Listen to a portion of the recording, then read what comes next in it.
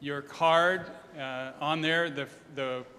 We'll introduce later in the evening the players that are going to be going and enjoying God's work in his heart. So Cal's not ready.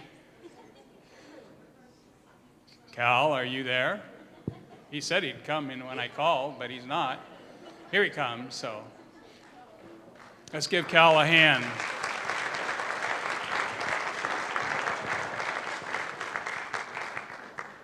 All right, well, thank you. I don't need that. Okay. You know I'm allowed now. All right. You allow the kids. Can you hear me okay in the back?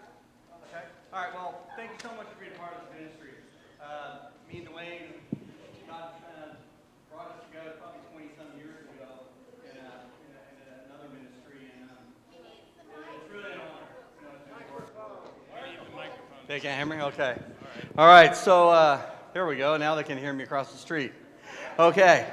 Anyway, so what we've decided to do here is a menu that is, I'd like to say, is authentic to the area where they'll be ministering at, so they get a chance to, to try it before they go. But we do Americanize it a little bit.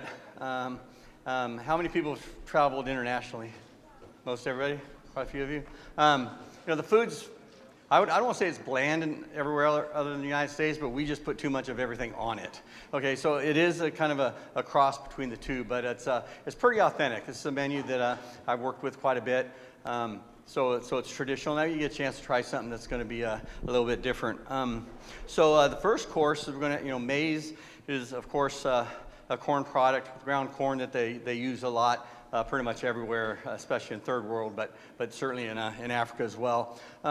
So a maize is real easy for them to make. So we're going to start off with the maize, and it's curry flavored, where they don't use a lot of salt over there, but they'll use spices to help enhance the food. So we'll start off with this corn maize, and on top of that, that dish is actually called a bobatai. And it's got a spiced meat that goes on top of it.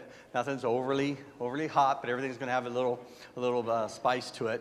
And then we put a poached egg on top of that that's been sprinkled with cardamom, another flavoring ingredient that they have over there. And then apricot, a little bit of apricot sauce on top of that, and then a few chopped nuts. So we kind of just take what's indigenous to the area, and we kind of put together a menu that feeds off of kind of a concept, and that's what the bobatai is.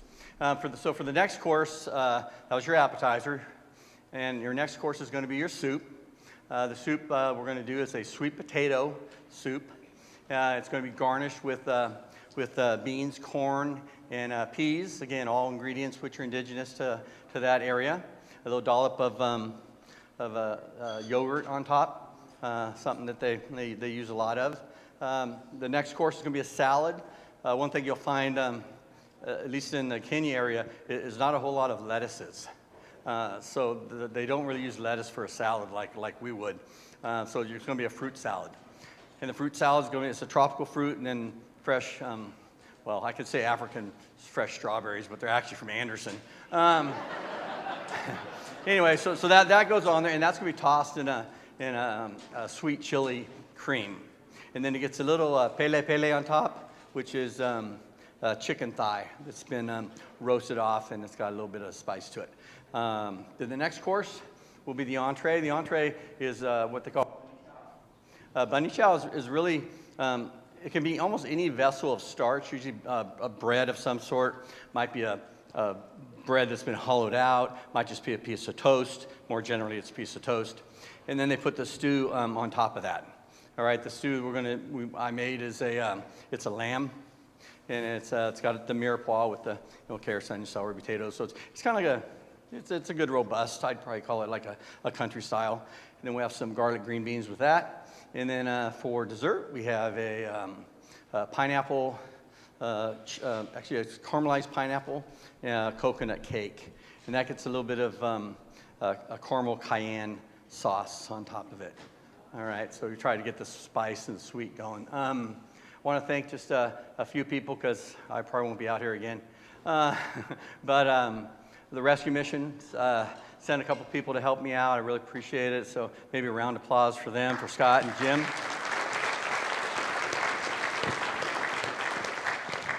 and then also I got some donations from Dignity Health. The chef up there, real good friends, and they helped us with some product to be able to keep the cost down. He said he wanted to go first class. I'm not sure if that came through or not, but you're not going United, right? I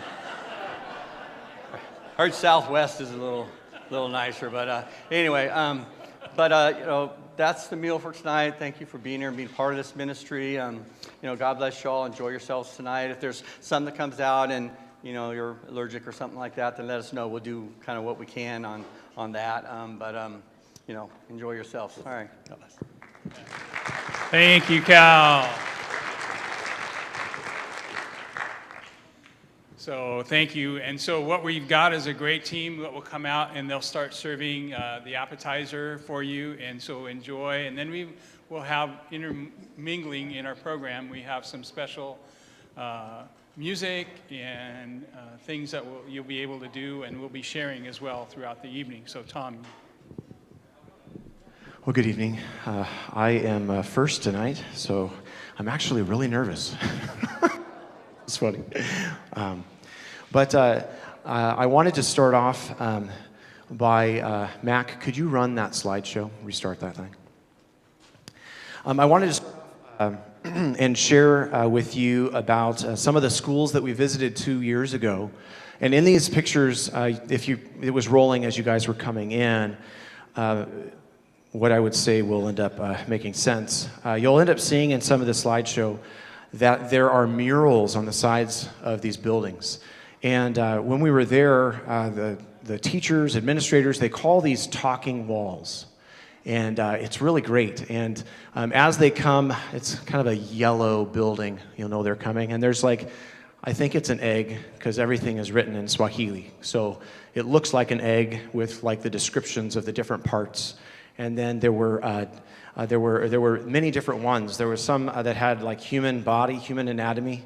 There was geography and a whole bunch of other pictures. These were talking walls. And so the schools have very limited resources. As we ended up going into many of the primary schools, they had buildings, but there were no doors. There used to be windows in some of them, but those have long since disappeared. And most all of the primary schools we visited were kind of in that state. The high schools that we went to were kind of a step up, and they were a little bit nicer.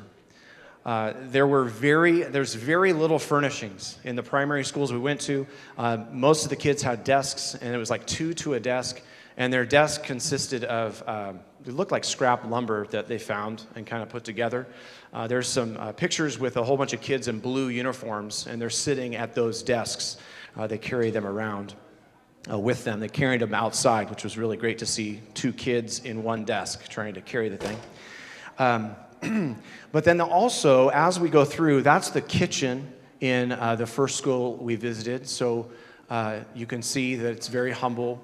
And the library, that's one of the good library books that I was able to find. And this is where some of the boarders are. Some of the kids actually stay on campus while school is in session. And so this is where the kids live. And those are their beds. And that is a dual-purpose room. There's no ceiling. That's the bathroom and the shower. So very humble furnishings that we find there. So we're going to continue. You're going to hear bits and pieces of what we're going to be doing there and what we experienced 2 years ago.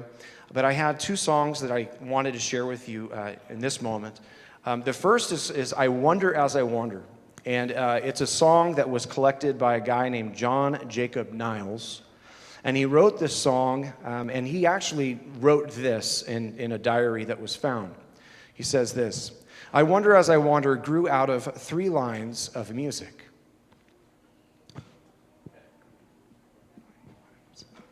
3 lines of music sung for me by a girl who called herself Annie Morgan.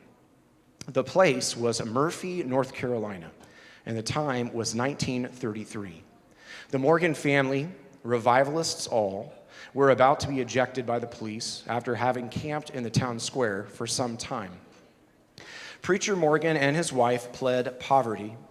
They had to hold one more meeting in order to buy enough gas to get out of town. It was then that Annie Morgan came. She sang the first 3 lines of the verse of I Wonder As I Wander. And as you read through his account, he ended up paying 25 cents to her to sing it over and over and over again so he could get it all written down. I think when she sang it, it had like 6 or 7 verses, so he only caught bits and pieces, and he only caught bits and pieces of the melody as he jotted it down as well. This will be a song that many of you would probably recognize as a carol that's sung often.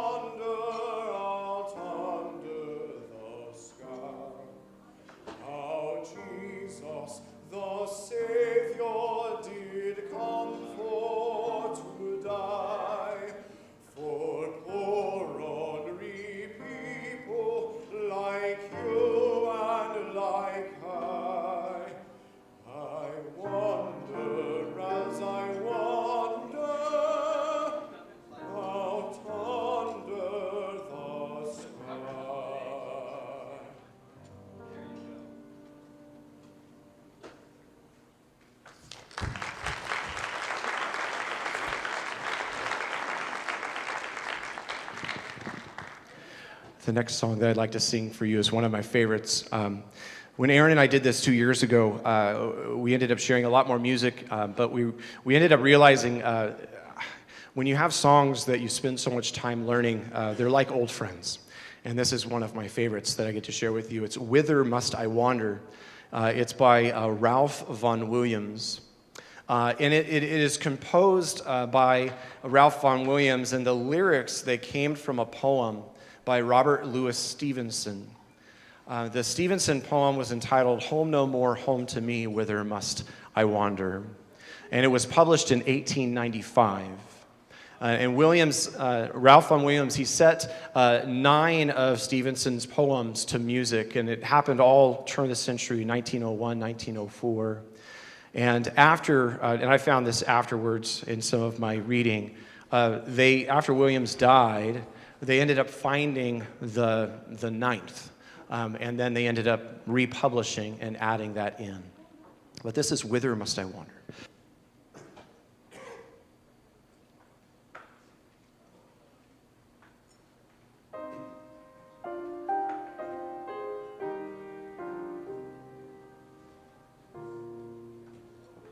Oh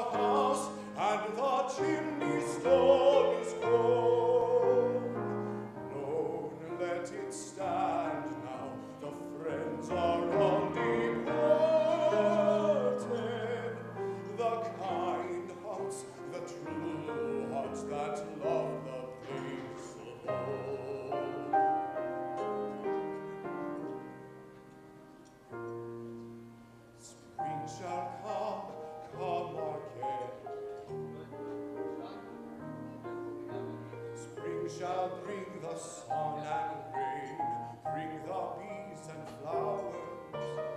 Rain shall the heather bring over hill and valley. Soft flow the stream through the even flowing arms. Fair the day shine as it shone on my child. Fair on the house with open door.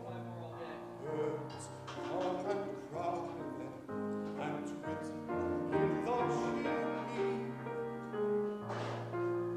But I go forever and come again no more.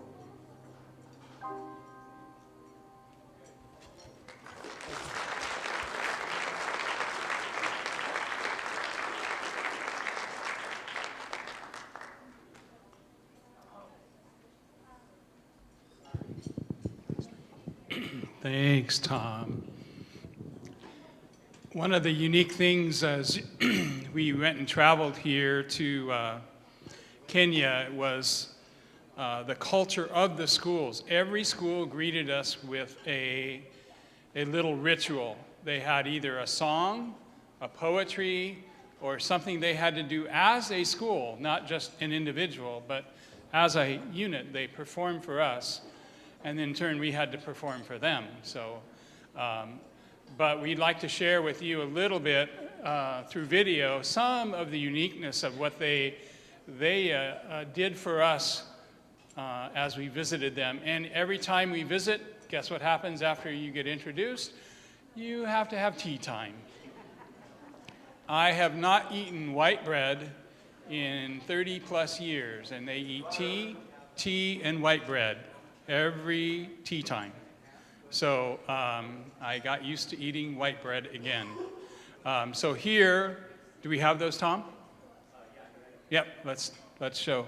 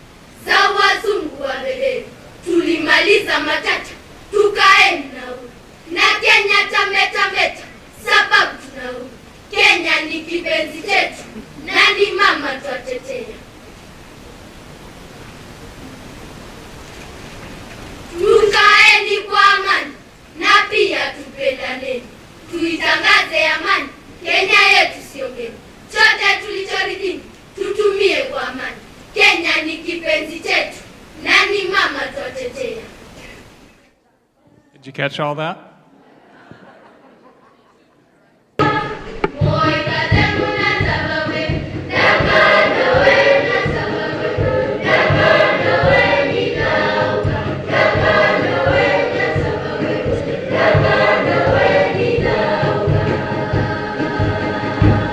Thank you.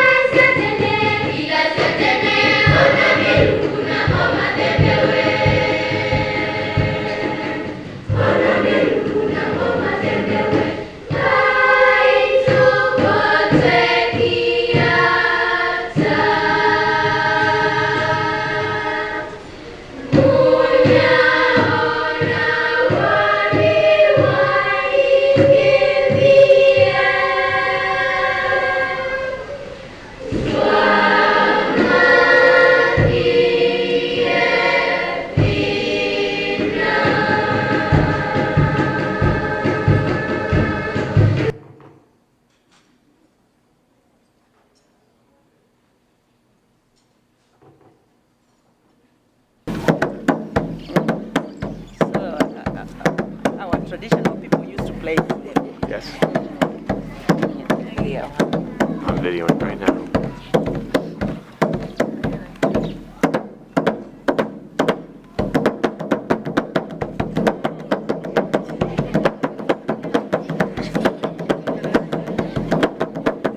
As you can't tell, he's a ham. 2 and 3.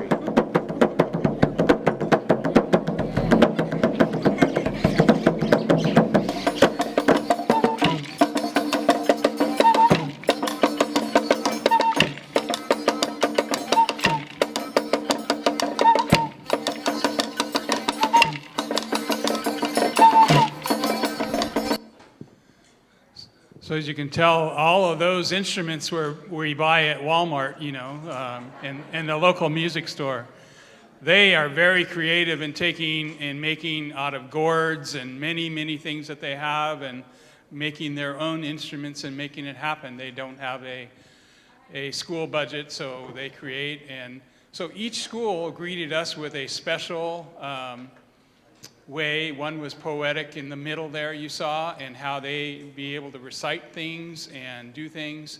And then each one, the second or the middle one was more chorally, where they had a choir kind of training. And then the last one was a lot more instrumental and very unique. Each setting we went to in each place.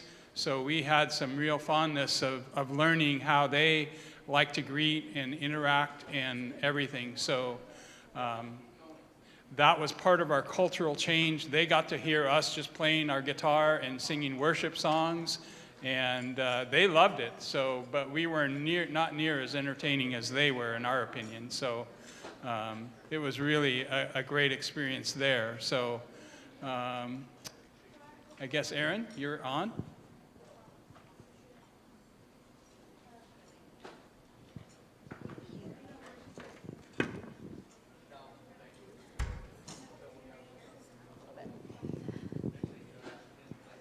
Hi, I'm most of you, I know most of you, but if you're here and you don't know me or I don't know you, my name is Erin Bryant. I'm Tom Bryant's wife. I just wanted to direct your attention, or maybe you saw in the program that it states that I'm going to be singing a couple of art songs, but I just wanted to let you know I'm singing one song tonight, and that's just for a couple of reasons. One, I'm getting over laryngitis. And 2, my husband gave me 10 minutes to sing and talk about Kenya. And I decided that what I have to say about Kenya is way more important than a semi-depressing Italian art song. So I'm going to sing a song at the end, but I'm going to talk about Kenya first, and I'm so excited to get to do that. So 2 years ago when we went to Kenya, I had several different jobs. I had the privilege of working a lot with the little kids, both in church, 2 different churches, and then in some of the public schools that we went to. I got to basically hold miniature VBSs or 5-day clubs, if any of you are familiar with Child Evangelism Fellowship, where I taught a Bible story, sang songs, taught a memory verse, and played games. One of the other things I got to do was teach about HIV and AIDS at a conference for local pastors, school administrators, and teachers. I do a lot of writing, and I was able to find a journal entry that I wrote 2 years ago all about the class that I taught on HIV and AIDS, and I would like to read that for you now. This is the same kind of class that I will be teaching this summer as we travel to new areas in Kenya, which is super exciting. So let me read this journal entry. I begin my HIV/AIDS class with prayer. Kenya has the 4th largest HIV epidemic in the world. 1.6 million people in Kenya are living with HIV. 160,000 children in Kenya, aged 0 to 14, have HIV. 65,000 people die a year in Kenya from AIDS-related illnesses. There are now 1.1 million children in Kenya who have lost a parent to AIDS. These are a few of the statistics that I shared at the opening of the HIV/AIDS class that I taught while we were in Kenya. It is truly devastating. I shared the basics. 1, that HIV destroys the immune system. 2, the 4 stages of HIV and the fact that each person will pass through each stage at a different pace, many not even knowing that they are infected until very late in the process. 3, that a person with HIV is infectious for the rest of his or her life. 4, that there is no cure. 5, the 4 bodily fluids in which HIV is found. 6, the routes and activities through which HIV is passed. 7, how we prevent the spreading of HIV.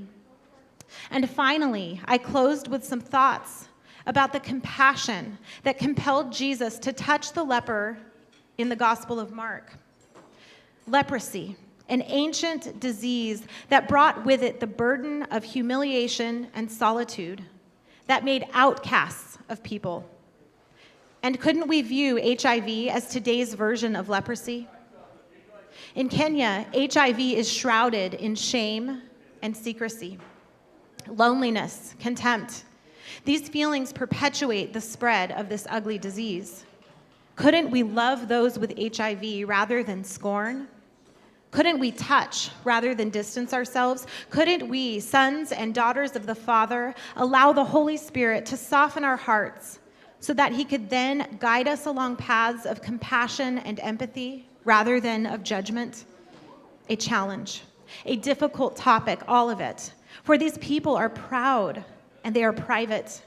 And I had to use words and talk about acts that colored their faces and induced nervous laughter, discomfort. And afterwards, in conversation with a pastor, we didn't know these statistics. We don't know these things you speak of. We don't know. Our country needs to know. And I taught merely the basics, a rending of the heart. A teacher asks, what am I supposed to do when parents confide in me that their child is HIV positive, and then I observe that child becoming involved in a romantic relationship with another child, sometimes on purpose, and I can't say a word? What do I do? A pastor says, the belief here in Kenya is that it is better not to know that you're HIV positive because the trauma of that knowledge is too great. A child pleads anonymously on a scrap of paper, I am HIV positive, what do I do? The question is read aloud to a large group of children, and they all laugh. Such pain. What is the response to any of this? I do not even pretend to have the answers. This powerlessness makes me weep in the face of such a massive wall of destruction and seeming hopelessness. All I know is that God is love, and God is hope, and God is the healer, and God is the redeemer. And although in the moment this knowledge seems feeble, I know that it is enough. It is everything. So it's pretty much impossible to spend any amount of time in the world, whether we're talking about a third world country like Kenya or a very prosperous nation like the United States, and not at times feel a sense of helplessness in the face of such darkness. The rampant sin, sickness, death, abuse, and in many areas, the lack of basic education and abject poverty. Jesus Christ is the only hope. He is the only answer to the darkness that surrounds us. He is the all-sufficient medicine for a world that is dying. We have to share the cure with those around us. And the cure is this, that Jesus, fully man, yet fully God, died a horrific death on a cross. And he took the full punishment for the sins of the world, for your sins and for my sins. He did this to bridge the huge and otherwise unbridgeable gap between us and holy God.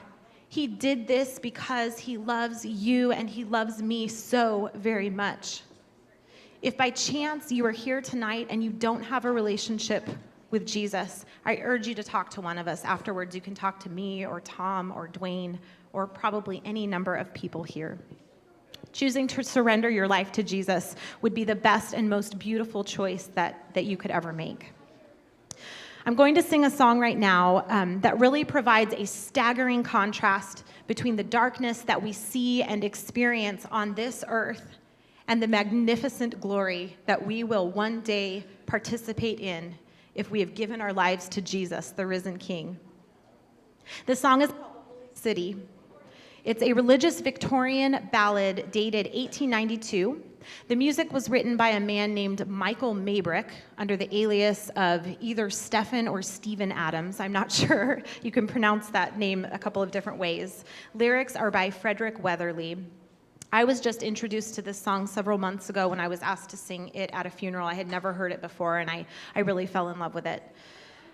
The poem, the lyrics in the song are inspired by much of Revelation 21. So I'm just going to read a couple sections of that chapter for you before I sing. If I can get there. So I'm going to read Revelation 21, 1 through 4, and 22 through 27. Then I saw a new heaven and a new earth. For the first heaven and the first earth had passed away, and the sea was no more. And I saw the holy city, New Jerusalem, coming down out of heaven from God, prepared as a bride adorned for her husband. And I heard a loud voice from the throne saying, "Behold, the dwelling place of God is with man. He will dwell with them, and they will be his people. And God himself will be with them as their God. He will wipe away every tear from their eyes, and death shall be no more. Neither shall there be mourning, nor crying, nor pain any more, for the former things have passed away. And I saw no temple in the city, for its temple is the Lord God, the Almighty, and the Lamb. And the city has no need of sun or moon to shine on it, for the glory of God gives it light, and its lamp is the Lamb. By its light will the nations walk, and the kings of the earth will bring their glory into it. And its gates will never be shut by day, and there will be no night there. They will bring into it the glory and the honor of the nations, but nothing unclean will ever enter it, nor anyone who does what is detestable or false, but only those who are written in the Lamb's book of life."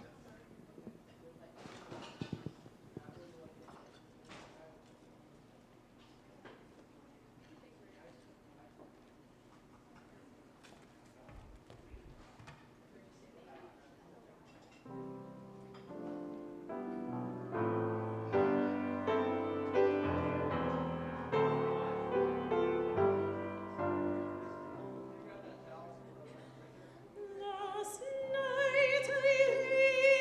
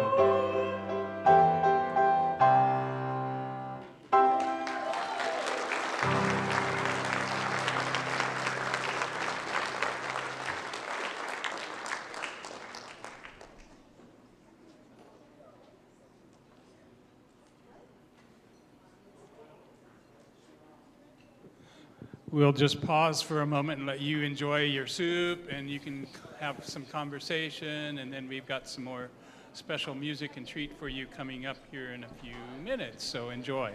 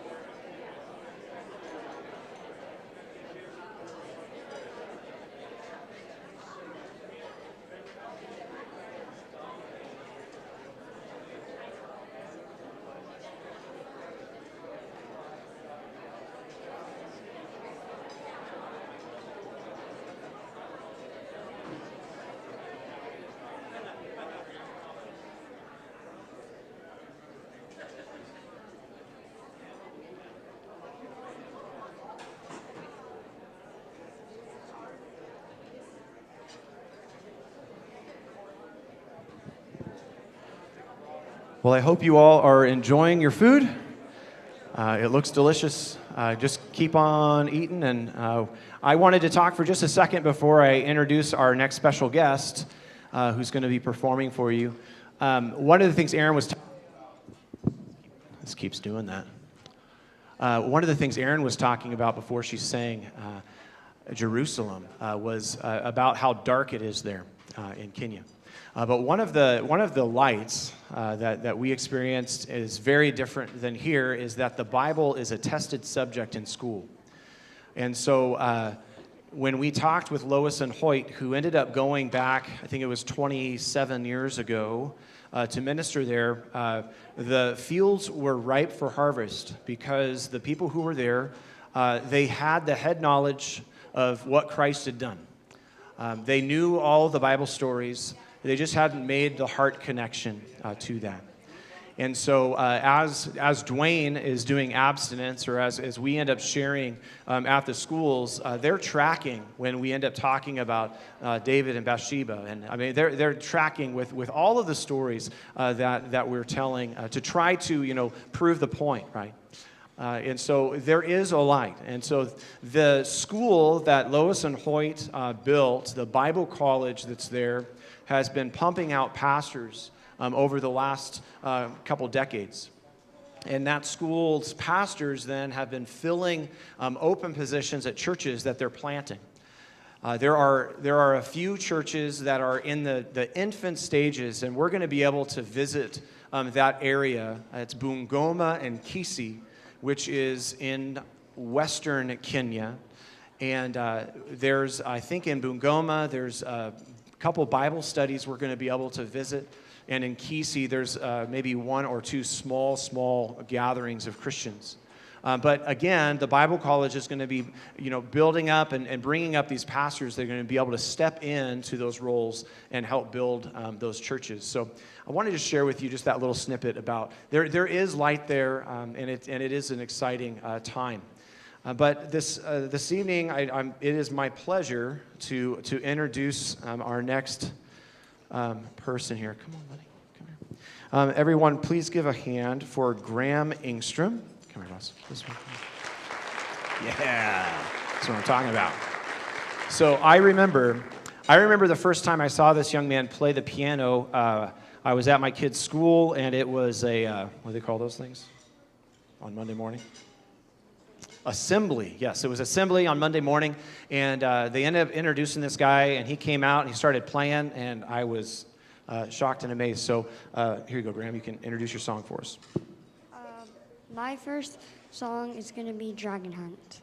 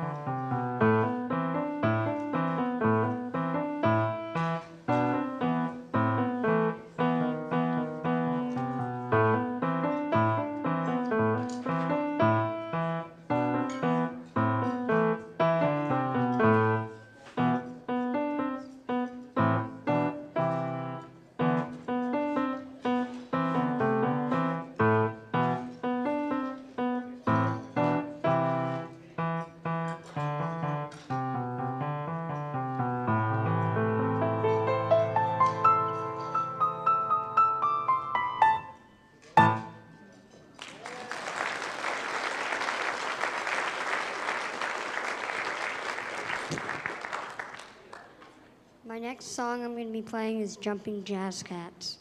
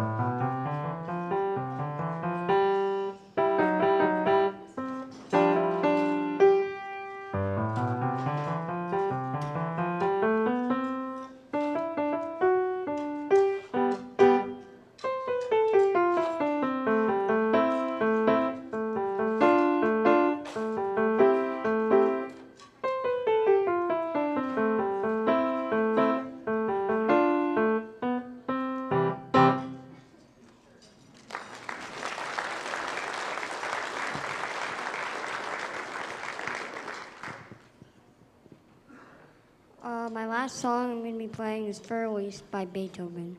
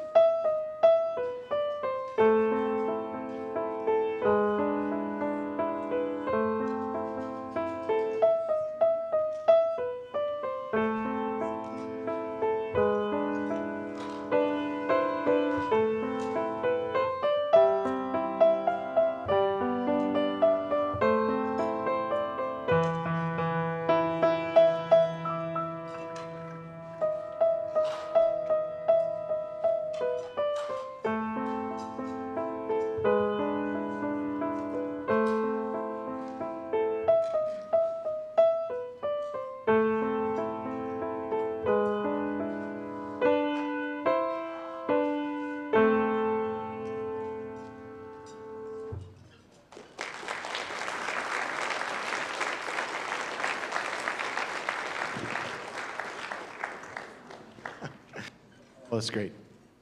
Well, we'll be doing some more music here in just a little bit, but I wanted to let you know, I was going to tell you a little story. There is a market there in Kangundo, and we were able to go a couple times, and in the slideshow, there were some really bad pictures that I took from my hip, and you might have seen my arm in a couple of them. Anyway, I didn't want to be like the obvious tourist because we were already tracking too much attention. But there were two things that happened as we were walking through. The first one is that my wife, like I love my wife, but obviously, right? But big but. No, she has a very kind heart, you know. And there was a man that, what song was he singing? Do you remember? So there was a man that came up and just kind of joined our group as we were walking through, and fell in love with Aaron, and was singing, and Laurel probably remembers, and Esther remembers, and luckily Rachel Niesink, who is she's a big girl, she was able to kind of come over and kind of muscle her way in and see you later. It was really great. We don't have any muscle this time, it doesn't seem like, but the other thing is that we wanted to get something really cool, Rachel and I, from the market there, and we saw these machetes that they had, and it seemed like that was kind of cool, you know, to get a machete from Kenya, right? And don't laugh. You can see it. It's on my wall in my office, and so we ended up sending the guys back to go get them, and they bought 5 of them, and we start looking at them, and they're pretty cool looking. But when you look over on the back, it says "Made in China," and we're like, like, dang it, that's too bad. Yeah, it's pretty lame. But I did want to let you know that we have a few items that we're willing to buy for you. I know Christmas is a way off, but there's some really cool baskets, some metal toys, some jewelry, and some wall hanging things back over there that you can pre-order. We'll buy them and bring them back as long as you don't buy too many of them. We get stopped at the border. But anyway, so as you eat, you know, you feel free to head back there and check that out. So.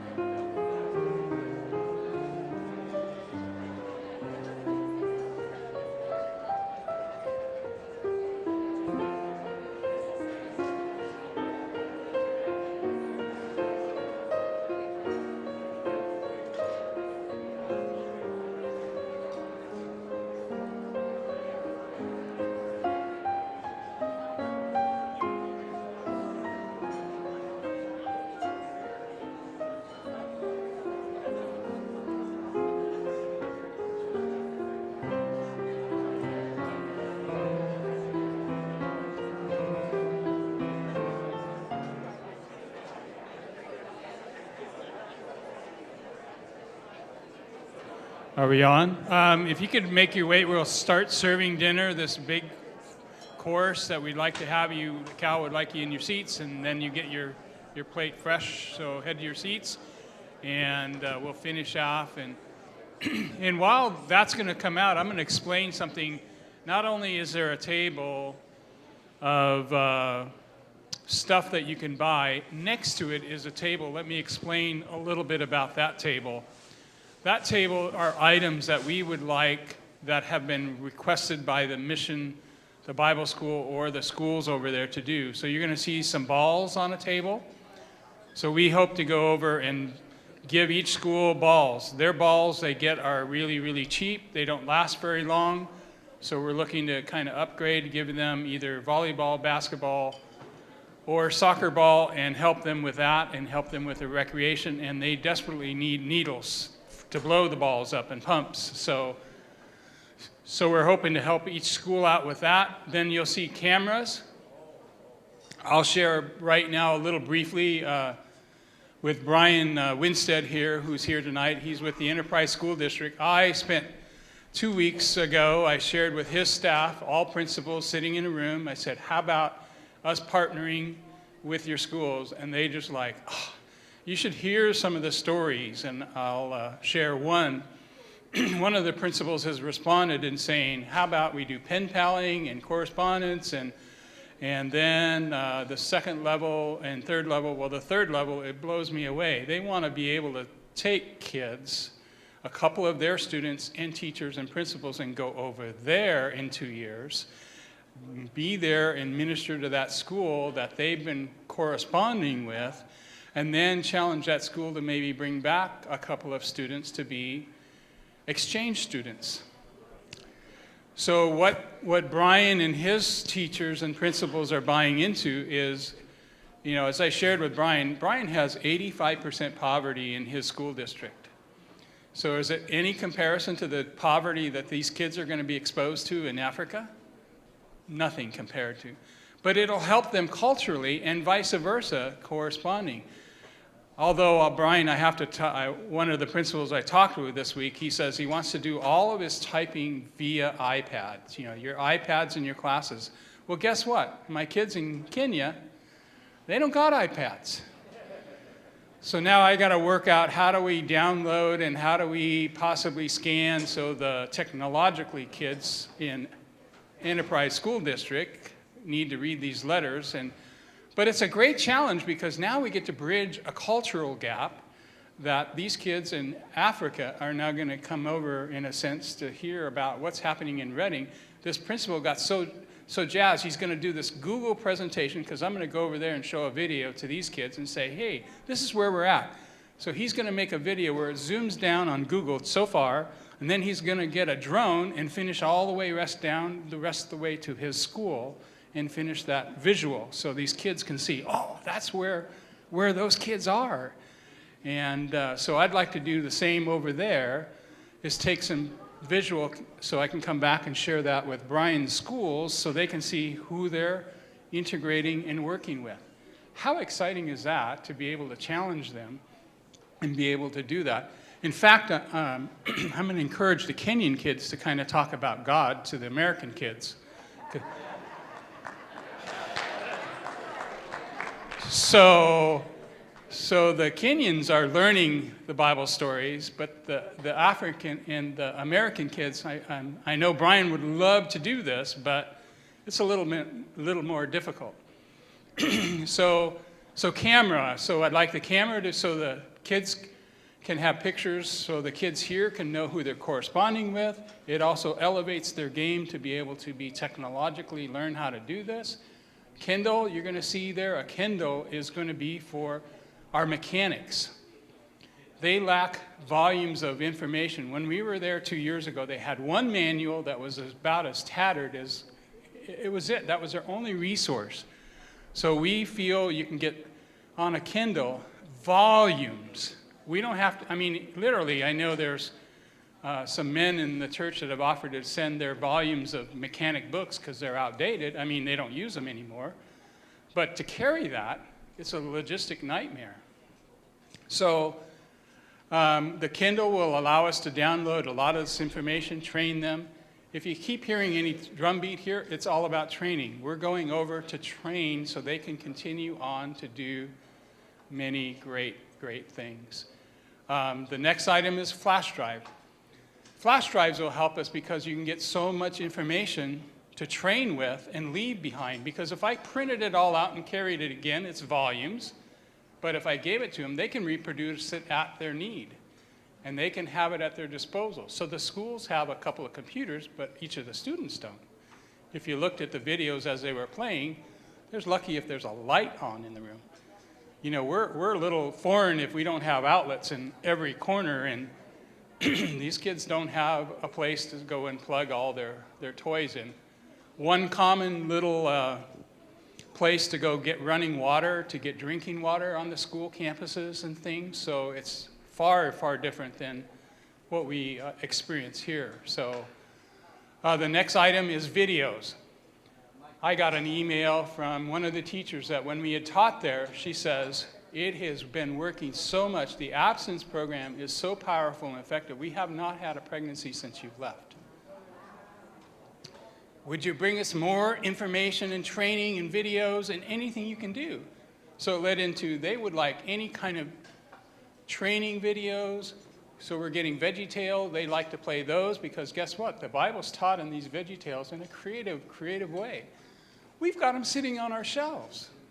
We got DVDs that are no longer used because guess what we're using? You know, we're just going to Netflix or we're going to Right Now Media and all these other sources. So we don't even want to stash all these stuff. So I'm saying, hey, here am I. Send me your DVDs. So if you've got DVDs that have any value for training and Christian values and movies of that sort, we would love to take them over and let them play them. They do have some of those machines to be able to play. That's their technology. The next one is a video projector. A video projector is to be able to display to the Bible college to be, they would like to go out into the community and do Christian movies in the community, show PowerPoints at their Bible college, get updated to be able to do technology. When Dan Berger, who's part of our team, we want to have it there because he will teach a lot of PowerPoint. He will be engaging with these students with things that they can also now have replicated and teaching materials that way. So we would like to buy that here because I think we can get a better deal, but everything's $220 over there. So we're going to have to buy that over there and spend maybe a little more money, but we're looking into that. The next item is a backpack. I was walking around Kenya, and these pastors, their jaws were hitting the ground, going, oh. I was carrying my backpack. They go, can I have one of those? And I go, well, what's the big deal about a backpack? You know, these guys are on usually a motorbike, not a motorcycle, but a motorbike. It's maybe the equivalent of a Honda 90, kind of a trail bike of sorts, if you can visualize that. And if they're traveling to go far away to their churches, they're going over bumpy, and they've strapped a bungee cord with their Bible on the back, and they get there, and guess what? The Bible's gone. And they're really disappointed with how that goes. So they said, we could probably put our Bibles in there, and a raincoat in case the weather changed, and maybe a snack or two, because it's a long ride. It's a long day. So couple of years, or last summer, Laverna Nixon was going over there, and I said, Laverna, well, let's sneak some backpacks. They ate them up, and they're still asking for more. So it's a neat way of being able for them to be able to consolidate their stuff and travel and move around. Lois, when she was here a month or so ago, she was saying, could we have communion cups? They want to be able to have that. So, but the thing is, we're thinking of buying a case, you know, which isn't really a whole lot, taking that over, and they reuse everything. So if they have a plastic bag, you and I, we throw it, we Ziploc, oh, we used it, throw it away. They'll use this thing forever. And so I know the communion cups will last for a very, very, very long time, but it'll help dispensing the Lord's Supper and being able to communicate with their folks and people And then there was, what was the last thing there? Was that it? I thought there was one more item. All the way to the right, Esther, is that the last one past the communion is? Nothing? Oh, tracts, that's right. That was the one. So they also want to evangelize using just tracts, where tracts might be a little bit, strange here in certain settings, but they find them very useful. So we're looking to buy them some tracts, and those are easy to transport and be able to carry and take over as well. So that's kind of a little vignette that we would like to just challenge you. If maybe God's touched you with one of those items that you'd like us to help maybe facilitate a little bit better. I did the flash drive, so thank you. That if you would like to help expedite and help us out with some expenses, one of those might be one of the ways that you'd like to really help us out. So, Tom?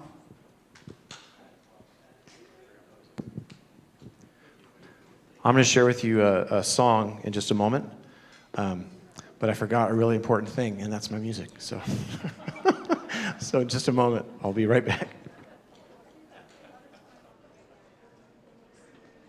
Okay, he'll go get that. And so, again, just to expound on, if you have any questions about those items of why we're trying to do this, we're also taking some dresses and blankets that are already made. There's several ladies in the church that have made dresses, little girls' dresses that we can bring over. And then also we're going to bring some blankets over to help them. And if you notice, when the video was playing, one comment I have, you can't really tell the girls from the boys too much because they're all shaved heads. And you think you know the reason why they have shaved heads? It's not lice. It's purely because they would like their students to focus, the girls to focus not on their hair, but on their studies. So if you think of the African hairdo, it takes a lot to sit there and braid, right, Lorene? My daughter's got we adopted an African American little girl, and she takes, I think it probably takes 8 hours to braid her hair. It's just incredible. So just that feat alone. So it's really interesting to watch why they have some rhymes and reasons of what they do. Thank you, Dwayne. Well, the last song that I'm going to be sharing with you is one that is by Aaron Copland. There is a great set of songs. It's called Old American Songs by Aaron Copland, and there's actually two sets of songs. And this one, they were written 1958, thereabouts. And this is an old revivalist song. It's interesting when you end up kind of looking into music, it seems like a lot of these composers ripped off a lot of their songs. Or adapted, I think might be the way they put it. But rearranged, yeah. And so this is an old revivalist. And so I imagine, these churches that are singing these songs, back in the day. So Zion's Walls is this song.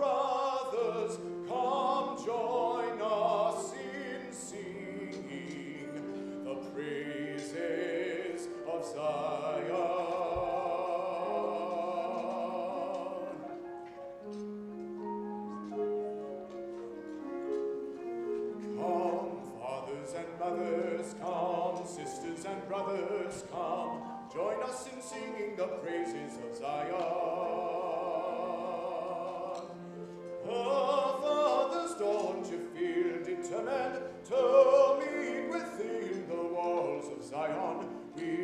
shout and go round, we'll shout and go round, we'll shout and go round, we'll shout and go round the walls of Zion, the walls of Zion, the walls of Zion.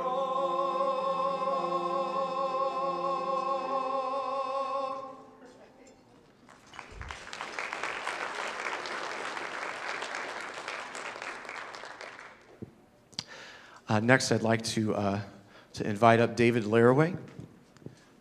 And how hard is it to hold a mic and a flute at the same time? Okay. He's going to introduce his song for us.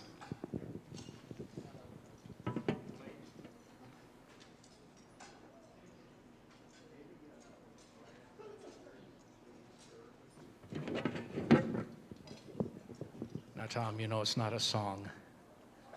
It's a piece. I'm a little overdressed. Tom said formal. I'm formal. Well, I don't either.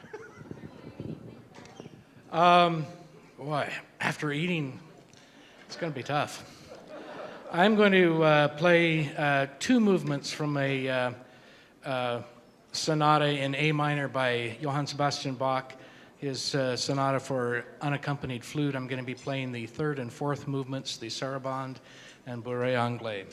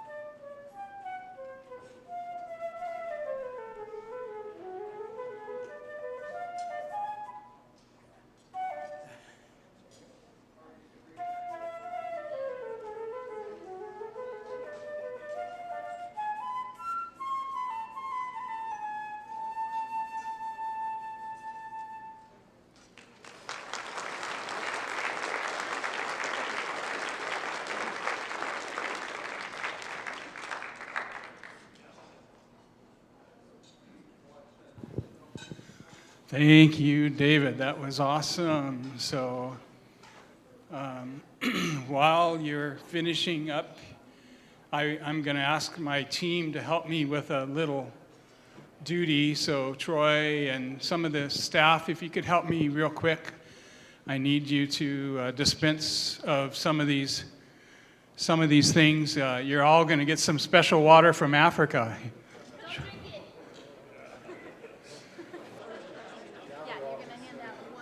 Now you're concerned. Yes, that means I want you're going to get this extra little cup at your table, and I just want you to hang on to it. You've got other glasses, and just look at it and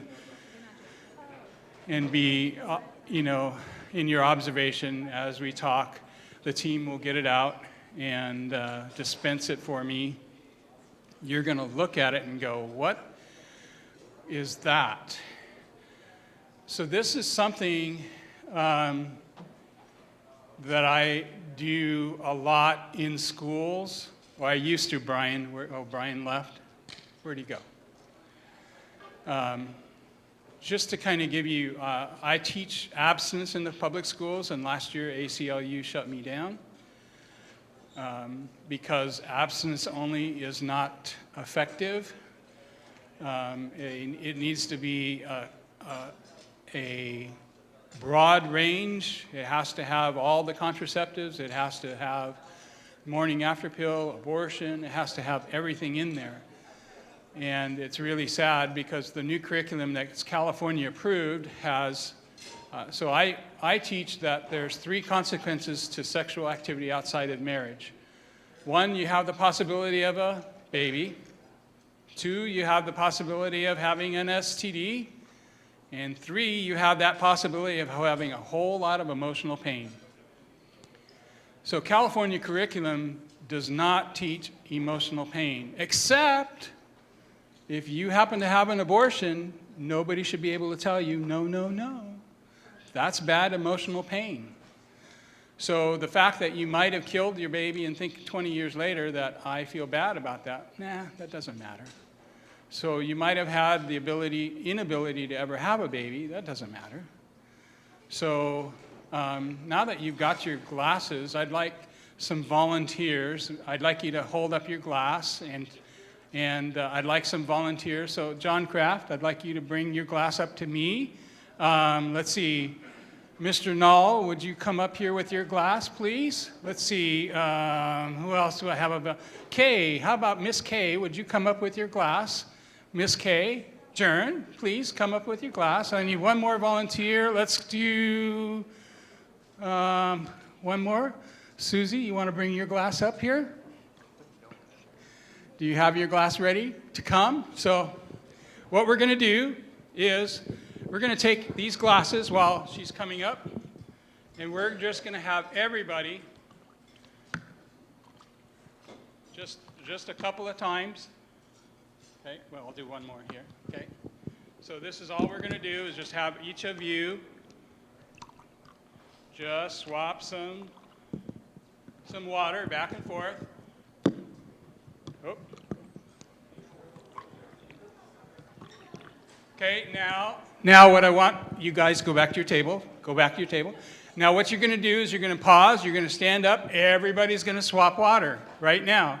Everybody swap water with somebody around you. On your way back, you can do it. So swap.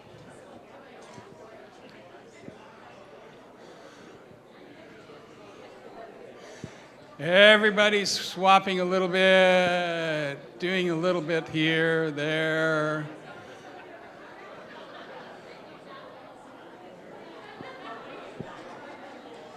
Okay, once you've done a few people, just go ahead and sit down. It's okay. Oh, did he just do that to you? Did he just do it? Okay, what you just did is you participated in sexual activity. You just had sex. You swapped bodily fluids. So this is my word picture for kids. Now, what we're going to do is Mr. Troy and Mr. Tom are going to be making their way around the room, and they have the ultimate tester to find out if your water turns pink, you have HIV. So you're going to find out if your water turns pink. So kind of let me know, guys, if you come across someone. Keep going. So while they're doing this, I want you to play this out I do this in Africa with the kids because guess what? HIV, 35 to 40% of these kids have HIV. They do not know how they contract it, so we're trying to tell them why, how. 9-year-old kid sharing a question. Well, I think it's okay to have sex because my parents do it. They live in a 1-bedroom place. What do you got? No? They stayed in their little group. One guy, Barbara, it doesn't, yeah, okay. We got a pink back here. Oh, who's got HIV? Esther. Oh, Esther does. Okay. So if you did, how many of you didn't swap water? But guess what? Somebody did it against your will, right? I saw somebody reach over. Somebody in real life, in real life, that would be what? That would be rape. Harold? Okay. Mind you, this is just kids go crazy on me in class. He raped me! So I have kids that are covering their glasses, and then somebody comes over and just against their will drags it and starts, and guess what? Peer pressure is huge in these classrooms. In real life, peer pressure is really, really big and really predominant. Uh-oh, what happened? John Kraft? John Kraft. Oh, where's that boy been? Okay. So again, here, follow me through on this story. If a student or a person, a young person, or even us if an adult, how do you know? Right now in this room, can you tell me who had there was only one person infected here tonight. Can you tell me who it was? Who? Esther? Nope. Could you tell by right now, tell me, if we didn't do the test, can you tell me you know who is positive or not? You don't. Until you do this test, you don't know. So it happens to be, so right now, how many have pink water so far in this house? There's 1, 2, 3. Oh, they're all in this little game back here. There's another one, John. Any others? Oh, right here. Oh, it's a little pink. Can you be a little bit pregnant? It's getting there. Well, you got it too. Okay, so again, the word picture is kids you can't know, or adults, we don't know who's got it. It doesn't say it right here. You can't know, and we're just trying to show it's really easy to swap this because that's what happens. Bodily fluids are sexual when we exchange with a partner, and they will give it to you, and that becomes either herpes, HIV, etc. There was one year I had Joe come into one of my schools dressed up when he does surgery. What do you think Joe does when he goes into surgery? Does he just put on a couple of pair of gloves and that's it? He's got masks and shields and garments and shoe protectors and all that, and that's to do surgery. And what do we do when we go in to have sex? Not close to that. So anyway, we're just trying to alarm and show some of the kids, and Africa kids got this lesson, and they really got it really, really easily and learned from it. So it's one of the ways. It's been fun because I get comments from them. One boy raised his hand and said, hey, I'm 16 years old. I have an older woman that wants to have sex with me. That's really beautiful. What do I do? 500 kids are listening. You could hear a pin drop. And I just said, run! And they laughed, But they got it because the Bible story appropriate for them is what? Joseph. His boss's wife is pounding on him to come have sex with me, come have sex with me. And it cost him. What happened to Joseph? He's in jail. He's in prison as a result of him being able to say no. But God honored him for that. So that's what's exciting about being able to challenge these kids and be able to go over there and do that. So anyway, next, Tom. Oh, dessert is coming out.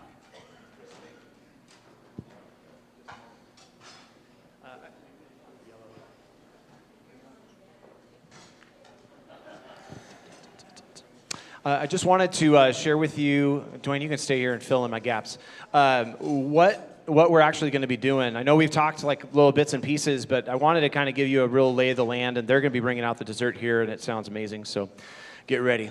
But we're going to be flying over with a team of 8, and we're going to be landing in Nairobi. We're going to be spending a day trying not to fall asleep to acclimate ourselves, and then the team is actually going to be splitting. And as of right now, because things always change when you're on a mission trip, Dwayne, myself, and Aaron are going to be heading to Bungoma and Kisii. Like I said, there's a couple different churches. There's schools that we have yet to teach this abstinence that Dwayne is talking about and have any contact with the pastors who are there. And so we're going to be going to the west. And the Donna Ricos and Mac and Elisa, they're going to be heading to Kangundo, and they're going to be going into schools. And one of the things that Lois was telling us was that they would love to have us do skits, and they do puppets. I don't know if I've talked to Mac about puppets yet, but you're going to be an awesome puppeteer. They do puppets, and we're going to have opportunity for them to go into schools. Some of the schools we've already gone into to put on a program and to talk about the gospel and to share, what God has done and to encourage them. And that's, part of the gifting of the balls and the cameras and all that is going to be tied into that as well.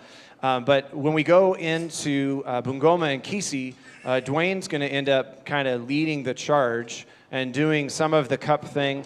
And it was really funny when we did the cups, without fail, he would end up coming to the line of, you now have a sexually transmitted disease or gonorrhea or something, he'd say. And it was funny because it's not funny. And everybody would laugh, and they'd all cover their mouths like all of you guys did. And it's just a real teachable moment for them to see, how easy it is to see something spread from one person to, a whole group. When we do it, I think, how many people do you normally call up?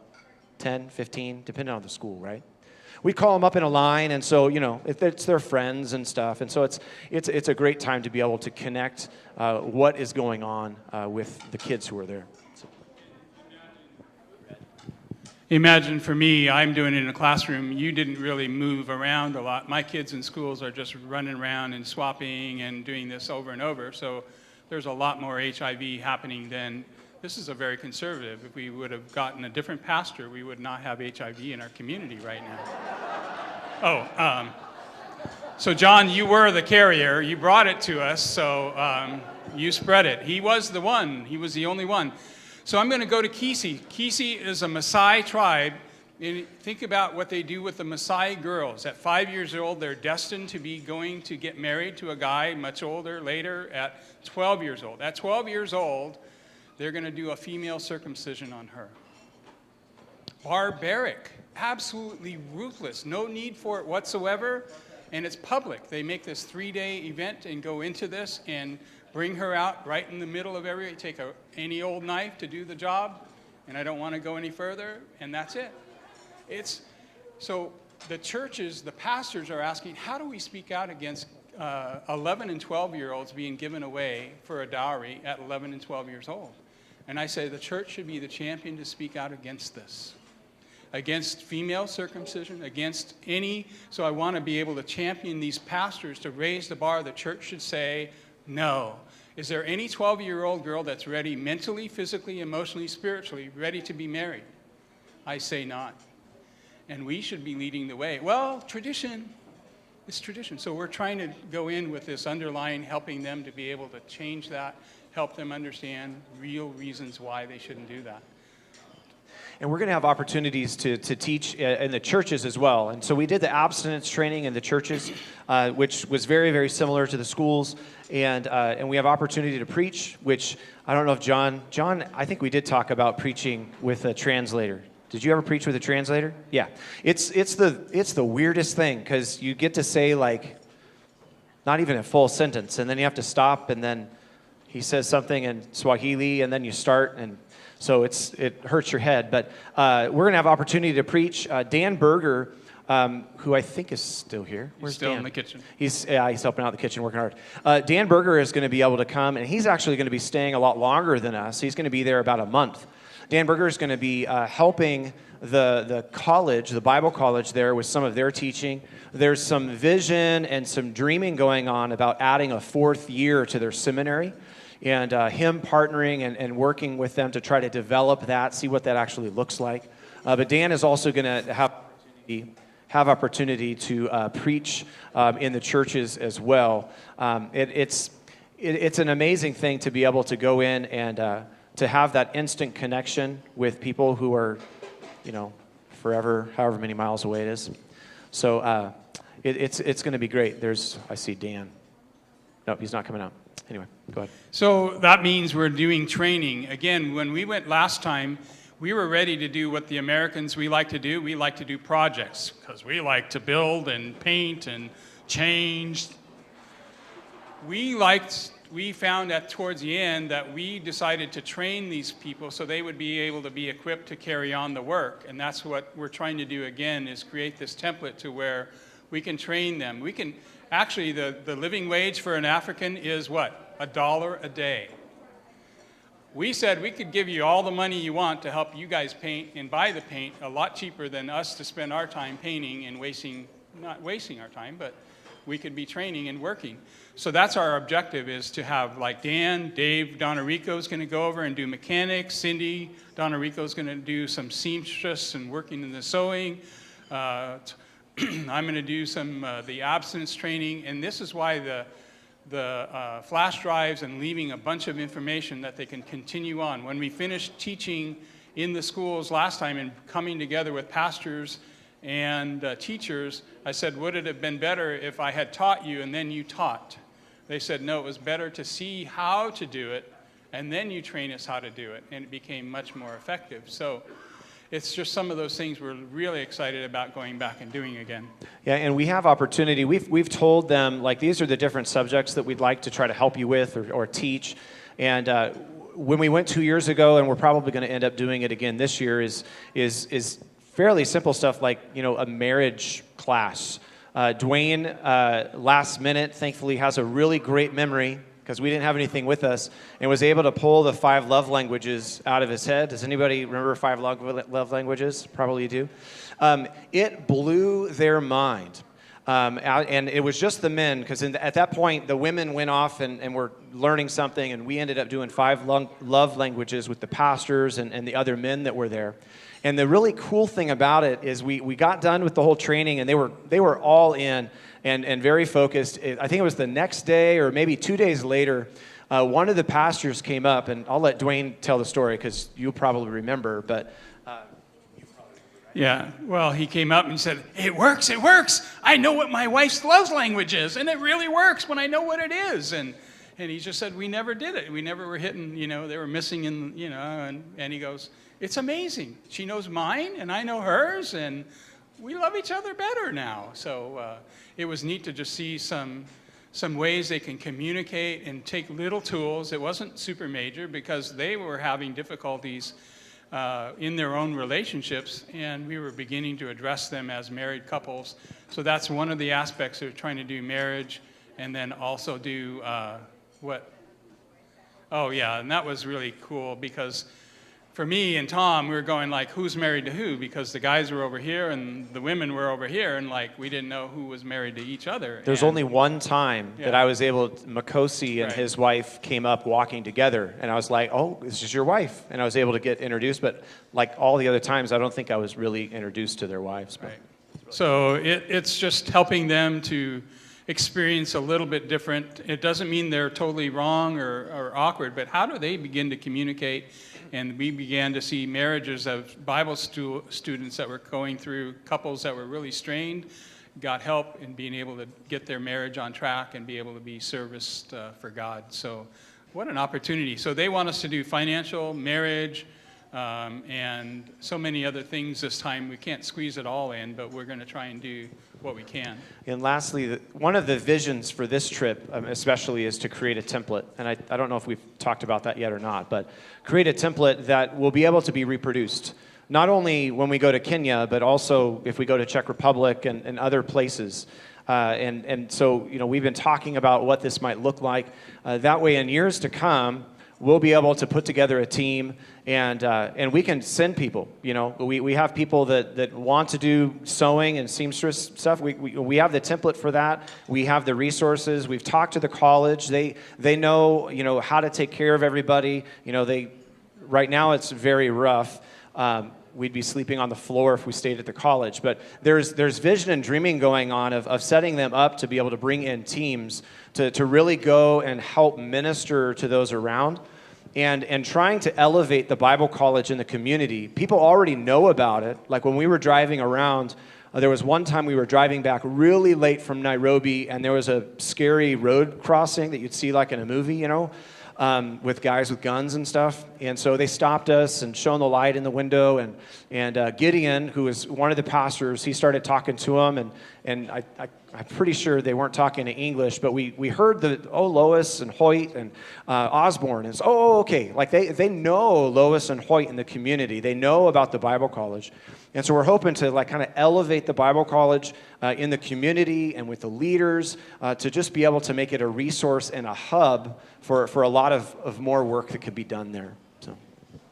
So I hope in a really quick synopsis of what we've been able to share, you've caught a little bit of our vision and what we're up against, and what the challenge is for us to do this summer is to do a whole bunch of training, and these are the opportunities you can share with us on.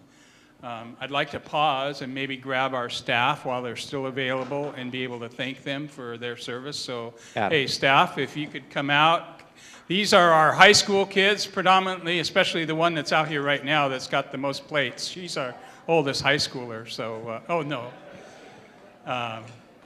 so, hey, come on out, gang. Want to say thank you to you gals and guys. Esther was the brains and coordinator, and she took her skills of everything and helped us. So thank you. And of course, we got Cal and crew back in there, and we'd like to bring them. Cal, can you come out again? How was? Here's Dan. Here's Dan Berger. He was in there working hard. No. One more time. Okay, here he comes. Here comes Bill, the dishwasher, and Mike. He's Rescue Mission. Scott, Cal. Thank you guys. You're awesome. Amazing. Good stuff. Very, very good. Thank you. So, God's good. How was that dessert? Amazing, huh? So, God is good. So again, we're going to close. I'm going to ask John if he'd make his way up, and we'll just close. You got your chance. If you want to look at anything, we'll be there in the back to talk. If you want to order anything speaks to you that you'd like to particularly, there's envelopes on the table if you'd like to help anyway for the trip. But we're honored that you came to hear about our little journey of what God is going to do, and you're the extension of being here at Redding Christian and Redding to help us do this. So, John? I forgot one last little tidbit that I'm excited to share with you. This last week, I was over at Redding School of the Arts, and I was getting some stuff, and I keep crying tonight, John. Let me stand next to you. That's right, huh? Peas in a pot. I was over at Redding School of the Arts getting some of the decorations from them, and I was talking with Pat Karch, who he plays our piano, but he also works over there. And we were talking about Africa and Kenya, and he said, hey, by the way, I have 27 50-pound boxes of brand new English textbooks, and they need to get to Africa. And so I asked him, he's like, well, if you could talk to somebody, if they have like half of a container or something, that they just need to get to Africa. I was like, well, where in Africa do they need to go? Because in my mind, I'm like, well, how are we going to get it to Uganda or whatever? He's like, no, they just have to get to Africa. That's the only stipulation, is they have to get to Africa. And so we've been talking about partnering schools and schools maybe seeing a need over there and trying to raise money to get there. And already, like, God has like put however many pounds of books in our laps, and all we got to do is get them there. And it's enough books to outfit an entire primary school. So be praying on how, when we get there, to figure out how we could coordinate that, get the funds and all that. So just be praying about that. So.